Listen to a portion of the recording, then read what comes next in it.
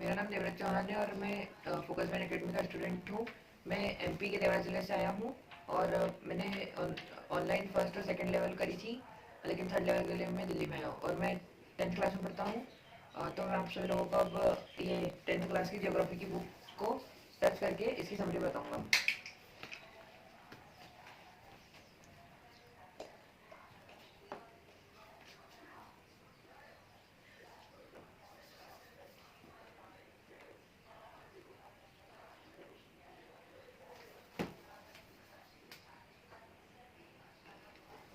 तो इसका जो फर्स्ट चैप्टर है उसका नाम है रिसोर्सेज एंड डेवलपमेंट। तो इसके अंदर बताया गया है कि रिसोर्सेज क्या होते हैं। रिसोर्सेज वो होते हैं जो किसी भी वेस्ट आइटम से कोई अच्छी चीज़ का यूज़ करना। जैसे कि अ, ये पेड़ पौधों से जो लकड़ियाँ ले ली और उससे जो है घर बना दिया, ऐसा। और सोर्स होता है, जैसे कि एग्जांपल देता हूँ, जैसे कि television is the best source of entertainment and sun is the source of light etcetera. तो इस चैप्टर में और बताया गया है कि लैंड रिसोर्सेज अपने लिए क्यों जरूरी है, क्योंकि अपन उनके ऊपर खेती कर सकते हैं, उनके ऊपर ज़मीन पर बहुत सारे घर बना सकते हैं, बिल्डिंग्स बना सकते हैं, और खेती के लिए भी ज़रूरी होता है। और इसके अंदर बहुत सारी लैंड के ऊपर भी बहुत सारी सॉइल होती है अलग अलग टाइप की। तो इसके अंदर जैसे कि रेड सॉइल हो गई, ब्लैक सॉइल हो गई, ऐसे करके बहुत तरह की सॉइल होती है जो कि हर अलग अलग एरिया में पाई जाती है। और इसका जो दूसरा चैप्टर है उसका नाम है forest and wild life resources. तो इसके अंदर बताया है कि फॉरेस्ट के अंदर ये जो बहुत सारे मिशन चलते हैं, जैसे कि टाइगर के लिए, टाइगर को बचाने के लिए ये इसलिए चलाते हैं क्योंकि जैसे कि शेर है, वो शेर की प्रजाति जो है गायब नहीं हो जाए हर जगह से, इसलिए ऐसे जो है प्रोजेक्ट चलाते हैं। और रिसोर्सेज इसको बचाने के लिए भी ऐसे आंदोलन चलाए जाते हैं। और जैसे कि कई जगह पे पेड़ काटे जाते हैं तो उनके लिए भी आंदोलन चलते हैं। जैसे कि एक चिपको मूवमेंट चला था पहाड़ी इलाके में, जब बहुत सारे लोग पेड़ काटने के लिए आए थे, तो वहाँ के जो नॉर्मल पीपल है वो पेड़ से चिपक कर उन्होंने जो है उन पेड़ों को काटने से बचाया था। और अब इसके अंदर थर्ड चैप्टर है वाटर रिसोर्सेज। तो इसके अंदर बताया गया है कि वाटर हमारी ज़िंदगी के लिए कितना इम्पोर्टेंट है। और इसके अंदर बताया गया है कि हमारी बॉडी के अंदर 70% पानी है और बाकी अलग अलग चीज़ें भी हैं।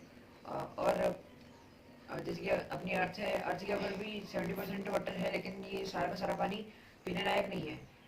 क्योंकि जो बाकी का 70% में से जो 3% है सिर्फ वो पी सकते हैं हम।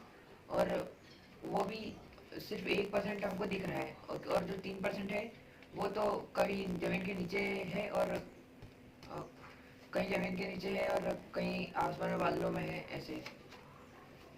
और फोर्थ चैप्टर का नाम है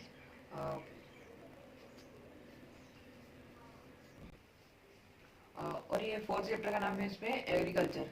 तो इसके अंदर बताया गया है कि हमारे आसपास जो एनवायरनमेंट है उसके अंदर कौन कौन से पौधे उगाए जाते हैं। जैसे कि अ, अ, हर एक एरिया में अलग अलग टाइप के जो है क्रॉप्स उगाए जाते हैं। जैसे कि वीट जो है वो एमपी, हरियाणा, पंजाब ऐसे जगहों पे उगाए जाते हैं।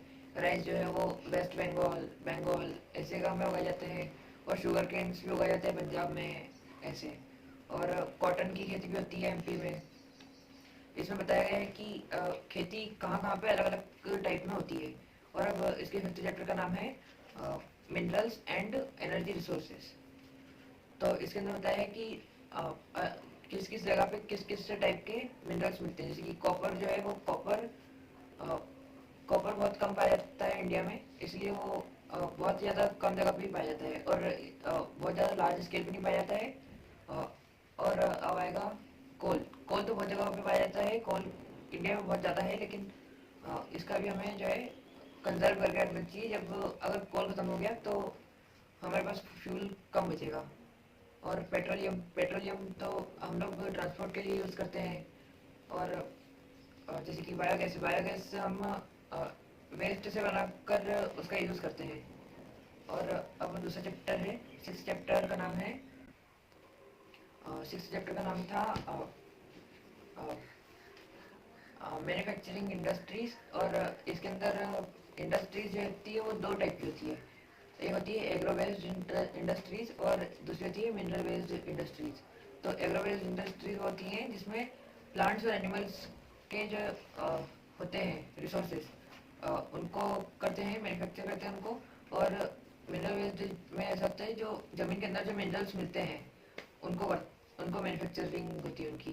जैसे कि एल्यूमिनियम स्मेल्टिंग आ गया इसमें, आयरन और उसको स्मेल्ट करके नई नई चीज़ें बनाते हैं। और जैसे कि एग्रोवेज में आ जाते हैं जैसे कि टी, और इसके अंदर जैसे कि एग्रोवेज में जैसे कि वो मिल्क बनाते हैं, मतलब मिल्क को बेचते हैं, दूध को, और उससे चीज़ बना के बेचते हैं। मतलब और एनिमल्स के जो जितने भी रिसोर्सेज एनिमल्स अपने को देते हैं वो सब बेचे जाते हैं एग्रोवेज इंडस्ट्रीज में, मतलब बनाए जाते हैं। और लास्ट चैप्टर है life lines of national economy.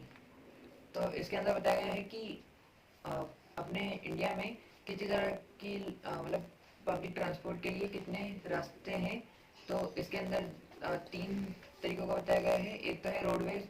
Roadways India में जो रोडवेज होती है उनमें वो दुनिया के सेकंड नंबर पे आती है, मतलब लेंथ में, क्योंकि इंडिया में जो है 62.16 लाख किलोमीटर, मतलब इतनी लेंथ के जो है सारे रोड्स हैं।